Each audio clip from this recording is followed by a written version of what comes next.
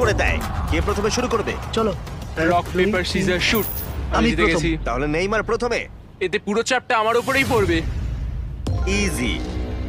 Easy. ঠিক আছে, আমরা দেখলাম দুজনেই স্কোর করলো, কিন্তু এবার আমরা 15 পা পিছিয়ে যাব। ও নেইমার এবার সিরিয়াস হচ্ছে। তোমার এবার ভয় পাওয়া উচিত, ও কিন্তু জুতোর ফিতে বাঁধলো। প্রথম 4টে শট নেইমারের মতো বিখ্যাত ফুটবলার কখনোই মিস করতে পারে না।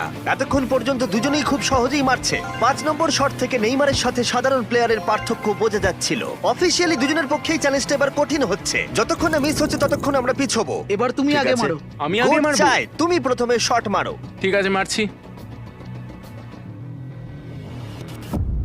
ও ও ঠিক আছে, এটা এখনো পর্যন্ত তোমার সবথেকে বাজে শট। এবার নেইমারের পালা।